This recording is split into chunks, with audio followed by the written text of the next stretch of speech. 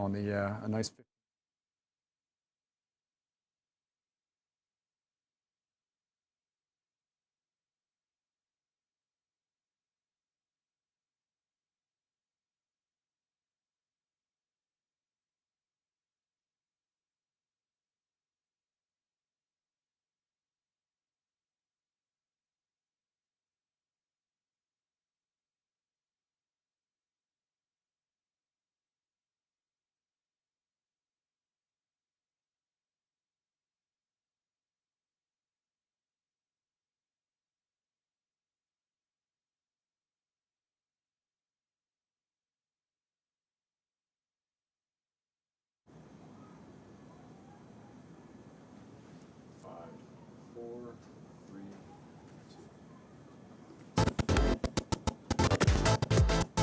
Bad start to a Monday. Rough start to a Monday when the animation won't even roll right. It's 7:30 though on this Monday. That means it's time to find out if you like it or not, regardless of what that animation tried to say. I'm producer Chris. Tonight, we are talking about the big dig out after Sunday's snow and ice. We're also talking about the Super Bowl countdown, Sydney Sweeney's bra, and whether or not human resources is necessary, whether or not it's time to get rid of it. So if you are warm in your home and want to share some hot takes, let's talk about how you can join us live. You're taking a look at the graphic. We're streaming, so there are a lot of different ways to do it. If you're watching on YouTube, you can leave some comments in the chat. We'll read those coming up a little later. If you're watching on the Fox Local app on your connected TV, you can make it a two-screen experience. Just grab your phone, scan the QR code. It'll bring you right in. And I know a lot of you are watching Fox Local this weekend, so hopefully we can keep that momentum going. If you're watching on our website, fox5dc.com, or you're watching the mobile version of Fox Local and you can't scan the QR code, I have it pinned to the top of my Instagram profile. You can just head over to Fox 5 producer Chris there. That's also where we normally stream live on TikTok. I also post it in our broadcast channel usually, or I post a story in there. You can check that out through Fox 5's Instagram channel. We'll check in with all our virtual co-hosts coming up here in just a second. We'll also say hello to our in-studio one. She's making her Do You Like It or Not debut. We are talking about the one and only Fox 5 anchor and reporter Julie Donaldson. She just did the 7 p.m. version of the show, and she has never done this before, so she might be running a little late because I don't think she knows that we just kind of go right into the next one. So when she shows up, we'll drag her in, kicking and screaming if that's what it takes. In the meantime, let's dive right in, and we are starting off with, of course, the story that we have been talking about for what feels like ever at this point. The snow, the ice, the big dig out was today all across the DMV. People were out shoveling sidewalks and clearing off their cars after Sunday's major snow and ice.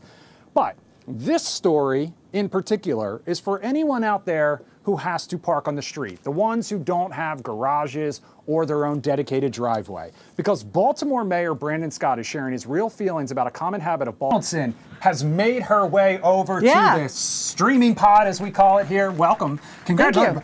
Do You Like It or Not debut. Thank you so much for joining us. I know, right? I mean, I joined in on your Zoom. I don't feel like it was quite a few months ago at this point, but this is the first time I get to be with you. Thank you for the invite. It only took how many months before I finally get to be here in your presence? Well, you were just out in the snow. Yes, I was. I know you're a Florida girl, so this ain't really your thing. But this idea of using like a lawn chair or a trash can to save the spot on the street that you broke your back to shovel out. Do you like that or not? And do you agree with the mayor who says don't first off, I never heard of this before, but I get people trying to like mark their territory, but I don't like it. You dig it out, sure, you do have to do the hard work, but that just comes with a snowstorm. That comes as part of it. Who knows if you're actually returning to that spot or not? It could sit there forever unused. And if somebody went through all that hard work, I'm going to say, look, I appreciate it. I'm going to pull right in. Okay, so growing up in the suburbs of South Philadelphia, this was 100% a thing. 100% a thing. You dug it out, you put a chair there, and when you came home, you pulled right into that exact same spot. It was bad form if you moved that chair and took someone's spot. I know that Melissa is from those mean streets of the Bronx. Was that a thing there, and do you agree with the mayor of Baltimore that you should not do it? We do not play that in New York. I'm sorry. Unless you have a private home, we're not doing that. We're not doing that. I will take that cone, that shovel, whatever you have in that space, and we will take it out. I'm sorry. I don't care how long it took you, but if it's on a public street, you cannot designate yourself a space for you to come back and assure that that space is still available. Even if No. it's directly in front of my house? You're still saying no, Melissa? Even if that spot is directly in front of my house, it's where I park my car every single day when I come home. It's a public street. Hell no. Hell no. All right. I like it. I'm with that. I just think, plus maybe I'll go out there and be generous and say, okay, if there's somebody else shoveled in, I might help them get out, or stuck in, I might help shovel them out. That's fair too. Spreading the wealth a little bit. Allison's in the Zoom room tonight. Allison, thank you so much for joining us. Allison, you survived the snowstorm, clearly. Did you have all your snacks, your rations? Stay warm? Oh, I had a lot of food. I've been eating more than I need to, but I'm also working out like I need to, so it's okay. All right. But do you like the idea of saving a spot that you've shoveled out? It just depends on like what type of neighborhood and what type of access is there. Because like you said, if it's right in front of your house where you always are and the neighbors know that that's your spot where you are, and you've spent the time to be out there shoveling it, then of course, respect that person if they want to make their little private reservation. But if it's in like a big open area, it just depends to me on the type of neighborhood. Like, where you should and shouldn't be doing stuff like that, you know.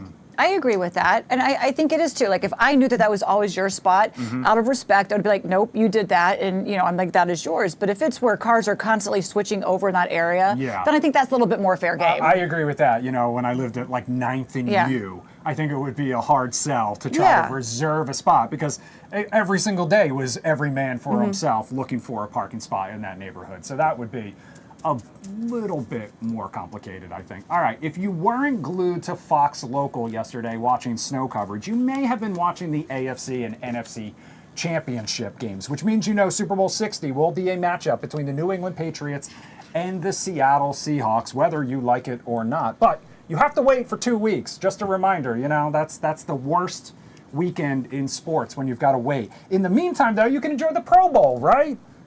Right, Julie? Yeah, the Pro Bowl. This Let's year, play the tug of annual war. flag football fiasco isn't even on the Sunday before the big game like it used to be. It's next Tuesday night instead. And as you can see, it's the Pro Bowl games this year. In case you don't know, the NFL's All-Star Game is one of the lamest of all professional sports because no one wants to get hurt in a meaningless game. So, Julie, the Pro Bowl, is it pointless? Should they even bother having this still? And is it even an honor to be picked for? Yes, 100%. It is still an honor. That is still a badge of pride for those that play the game, to be able to, even if you're just an alternate, to be able to say that you're a Pro Bowler, a repeat Pro Bowler. You want that nod. Now, the Pro Bowl games, I think they realized that they needed to adjust them. They need to catch up to the times. Watching the games having been at a Pro Bowl where they're doing tug of war, they're going through obstacle courses, I found it totally fun and entertaining because it allows you to see a different side of your favorite player's personality that you might not have seen and how they work with each other. The game itself, that was just kind of boring. Even though they move it to flag, it doesn't tackle anymore. That I feel like they can just do away with.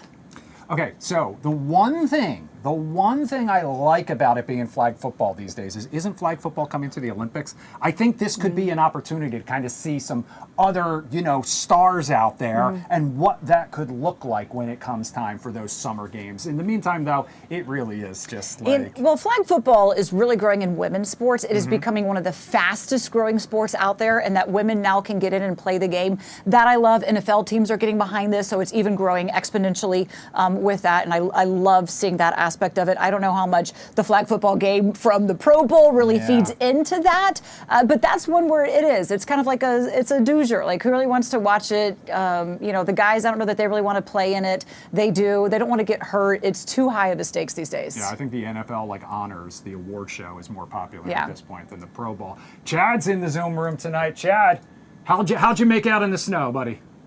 I haven't left the house since Friday afternoon. It's been great. That's a good thing, right?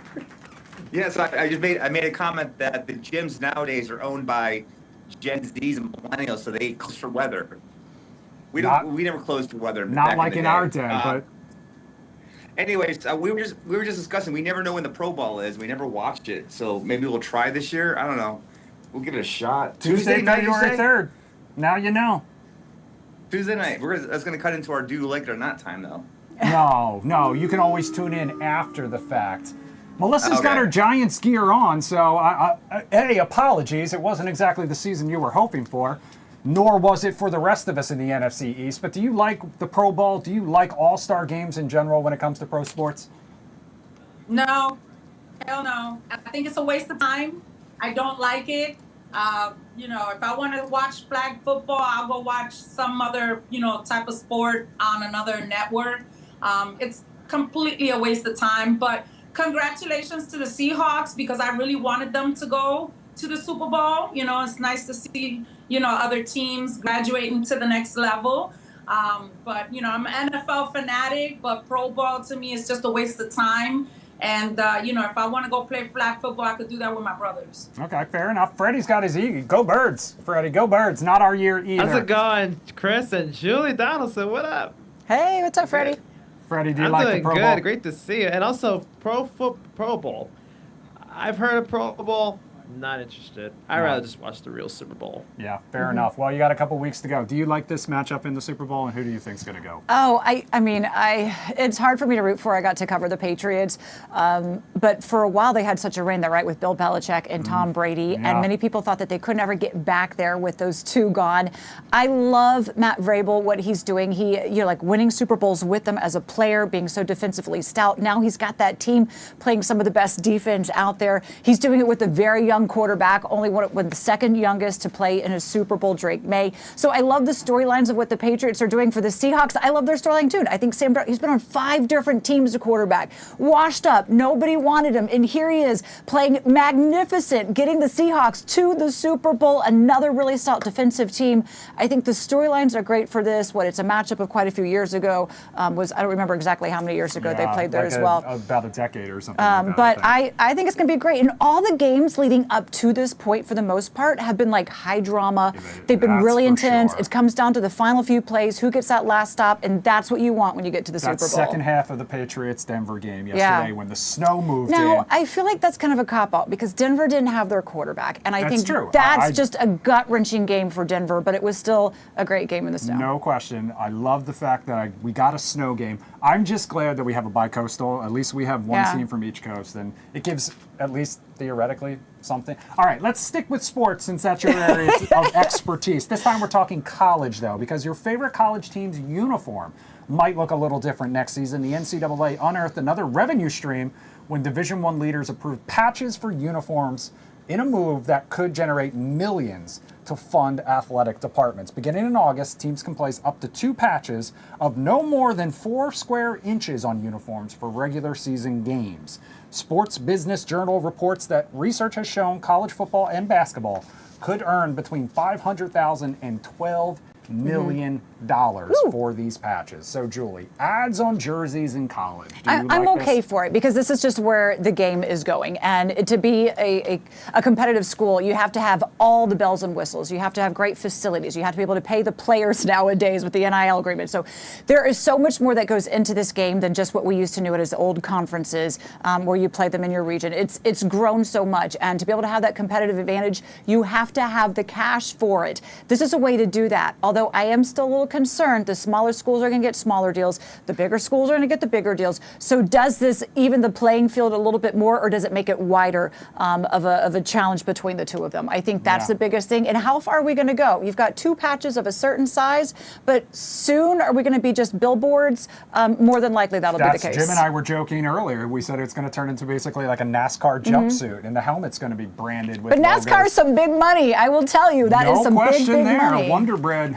Ricky Bobby. All right, Allison, do you like the idea of advertising on jerseys? I mean, a lot of teams already do it. A lot of the pro teams already do it. Yeah, I think there's nothing wrong with it. I would think they should only have maybe have like one particular, company to be representing by the team. You don't need a whole bunch. Like you said, you don't need a whole billboard of a whole bunch of different teams, but that's definitely good marketing and good advertising. Okay, but now here's my question. Do you have to accept anyone who's willing to advertise? Let's say Preparation H wants to sponsor your team, for example. How much do you are they have paying? to have hemorrhoid cream How much are they paying? all over your jersey and be like isn't that going to make you, pun intended, the butt of the joke in the league? It doesn't even matter. It doesn't matter if it's feminine hygiene products. It's like Julie said, it's all about the coin. That's what it's about. Have you watched Running Point with Kate Hudson on Netflix? That's actually a storyline in the show. I Well did. played. I love that show. Well played. Yeah. I'm I like where your head's at. I'm sure they're putting parameters on this. You know, and another thing too, you probably don't want like casinos being advertising on the NCAA. Brought to you by know, DraftKings and yeah, you know, you FanDuel. probably want to limit that. Although I don't know whether that's a rule or not, but I would think that that should be. Chad, do you like this rule or not? Yeah, you stole my thunder. I was going to say brought to you by DraftKings. Is that what's going on here? I'm not much into college football. We watched it more recently this year. It's quite the production. I didn't realize they had all the same like instant replays and the little line. So I guess all the Chad, where the hell have you been? Where are you, under a rock? He's locked in his house. That's where he's been. Yeah. Power's out. It's true. She doesn't let me leave. Help. Send help. And cheeseburgers. Send help and cheeseburgers. All right, Chad doesn't really into college football. He's not really into college football. Maybe he's into Sydney Sweeney because the actress is in a little bit of a hot water for her most recent stunt. She climbed up the iconic Hollywood sign and laced it with brassieres, bras. Apparently, it was to promote the launch of her new lingerie line. Sweeney may have admired her handiwork after the stunt was finished, but she now may be facing charges of trespassing and vandalism. Though she had a permit to film at the sign, she did not get the required permission to touch the Hollywood sign from the company that owns it. So now this is this is drama because it's Sydney Sweeney, and Sydney Sweeney is clickbait no matter what. But do you think she deserves any sort of punishment, or is this all just harmless fun? I want to say it's harmless fun, but I guess it's where's that line? If she can go there and hang something on the sign and climb it, you know, who is to say that I'm not going to go up there and do something and then get hurt and then sue the company for that? It becomes just a fine line. That's why those laws and those rules are in place that you can't go do this. Now, I would never have known she had a brassiere company if we weren't talking about this and if she wasn't potentially in hot water. So this is actually some marketing genius by her, which we already know she seems to be the queen of, right? Yeah, and no question at all there. I agree with that. Melissa, you're shaking your head. I don't know whether that means you agree or disagree. I'm going to say this with all due respect, okay? As a person who still has boobs after having, you know, suffered from breast cancer, you 28 years old. That is clickbait like there's no tomorrow. What you should have done is you could have taken those bras to a homeless shelter and helped some women out, you know, with these bras, rather than climbing up there, spending money, and doing something that you had no permission to do. Yes, fine her, you know, if it's a criminal offense, do it. Because anybody nowadays does anything to try to sell a product. Do it the right way. Go to a homeless shelter. Go to a domestic violence unit. Go somewhere where women are actually going to appreciate these things and where people are going to look at you and be like, you know what, that's what's up. She did that. I'm going to support her. But again, she's 28 years old, being stupid. She thinks that because she's rich and famous that she could get away with that. No, I'm sorry. Throw the book at her. Hell no. I don't disagree with anything she just said there. I think all of those are great points. Yeah. And I wouldn't want to cross her either. No, not at all. And you know who would never? Rihanna and her Fenty line. She would never. All right, let's move on. A blunt tweet reigniting corporate America's long-running tension with human resources, and apparently it has struck a nerve on social media. Workforce strategist Amanda Goodall went viral after calling HR, quote, completely useless. She argues the department generates no revenue, kills morale with endless policies, and protects companies, not employees. Her hottest take is to cut 90% of HR tomorrow, and she says businesses would run smoother, faster, and happier. Now, the backlash, immediate. HR professionals were quick to push back, arguing that their role goes far beyond paperwork and policies. Some warned that gutting HR would actually expose businesses to lawsuits, chaos, and unchecked leadership decisions. Now, Julie, let's pretend HR is not watching. Cutting HR. Do you like it? No, or not? I want to get your opinion because I'm the one that I'm freelance right here. They have not hired me full time, so I don't want, you know, I feel like this is some temporary, like this some waters I'm afraid to dip my toe into. Fair. You've been here for a long time, I have been and here you've probably for been through a lot about of different 13, HR 14 experiences. years. I think I've had about 2. Okay. Total. But I mean, different in that amount of time. different HR people have been in that chair probably. Sure, and I Yeah. had about 2 interactions with them Okay. at all over that entire course, and one of them was just to get paternity leave, which I just took like There you go. a Worked on week your or behalf. so ago. So yeah, I literally have had so few interactions with it that when I've had to go find the office. I don't even know where it is. So from that standpoint, I can understand how some people can look at it as a salary, and you might wonder, why are they here? What are they doing? Other people, it can be a huge resource for. That's why it's called human resources. And I can't necessarily say that just because I haven't had any personal, because it hasn't affected me, doesn't mean it doesn't. I think impact a lot of people have trust issues when it comes to that, because if you've got an issue and you go to HR, you're hoping that it comes in confidence and you're hoping that it's going to get to a resolution of something that works on your behalf. And a lot of times I think people feel that they've been maybe betrayed by that a little bit. And then it becomes a conflict with the bosses, and maybe it creates more of a situation where you're trying to get out of. And HR, look, HR's job is to protect the company. I think that is what their job is, to make sure there's not the lawsuits, to make sure that all the laws are abided and the rules are applied and that the employees are adhering to that. I think that's where people come from. There's really not somebody that's advocating directly for On the your employee against the company should you come into that kind of a situation. Unless you've got a union rep. David, the idea of slashing HR, getting rid of it, do you like it or not? Generally don't like it. I can understand the person's frustration, but I'll tell you that a good HR section is worth its weight in gold. If they're efficient, if they're processing your pay changes, your promotions, your hiring, your firings. Yes, they do a bit of bureaucracy in covering, doing CYA for the company, and a lot of them start getting lazy. But an HR section done right is good. Cutting it is as bad as Chad discussing Laura's sexual behavior and habits.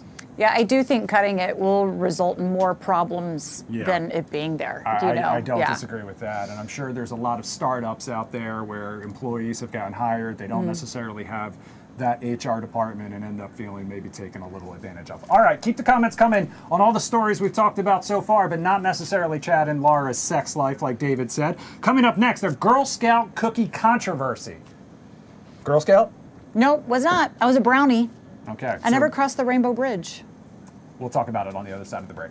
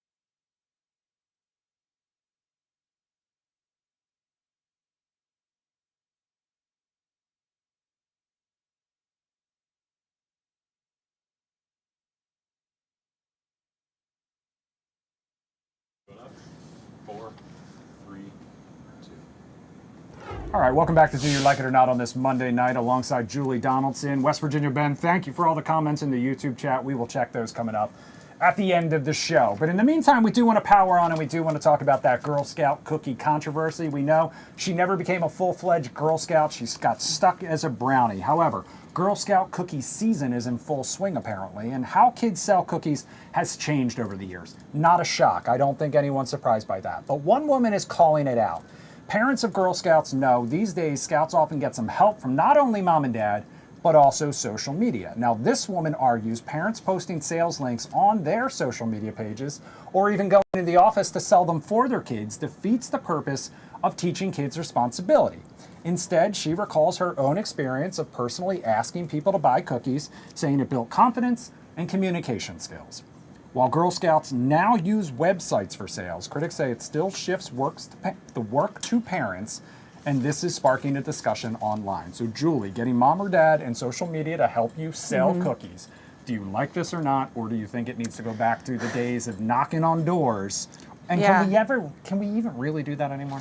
That's what I was wondering, how safe is it? And I guess it depends on the neighborhood to go around and knock on doors like you used to back in the day and try to meet your number of how many Girl Scout cookies you sold. But this is just the evolution of it. And moms, like I called my mom and no, I never sold them, but she said she was very active and my sister that did it in trying to sell them. So this is not a new phenomenon for moms to get in and help their children and help push Girl Scout cookies wherever they can in the workplace, where it becomes a hindrance is like, you know, you sell them to me, Jim tries to sell them to me, somebody else sells them to me, Marina sells them to me, Angie sells them to me, and now I, as a colleague, feel guilty wanting or feeling like I have to buy Girl Scout cookies from all 5 of you, and that becomes, I think, a thing. And so now it's just another way for someone to reach out to you and for you to try and find a way to politely decline. I'm the one that I'd rather just give you the money. I don't need all the cookies, right? We don't need to get all that. But donate the money and that goes more directly to it. I disagree. I've never said no to a do-si-do, I don't think. But the problem is if you're buying them from 5 different people, you've got 20 boxes of cookies. And we did used to have that problem here at Fox 5 when we had some parents with Girl Scouts in the newsroom. Allison, do you have all boys or do you have any girls? I have one girl and the rest boys. And were ever a Girl Scout? And did you ever get roped into selling cookies? No, they were not, thank God, didn't have to go through this. But my take on this whole situation is it depends on the lesson that you're trying to teach the child. Now, if the goal is I want to sell as many cookies as I can, then yeah, go ahead and get your parents to go on social media. But if the goal is you want that child to engage more and have more social interaction, then go ahead and make the child work for it. It just depends on what the goal is. That's a great point, for sure, because sometimes just that act of going up to a stranger and approaching them can be a lesson in and of itself. We see a lot of that at the grocery stores, right? And I always feel guilty because I'm like, oh, I want to walk through the entrance where they're not at the front because I don't want to have to decline a cute little girl that's trying to sell me cookies, because you feel bad saying no to a child that comes up and asks you, where it's easier to say no to the parent that's asking you.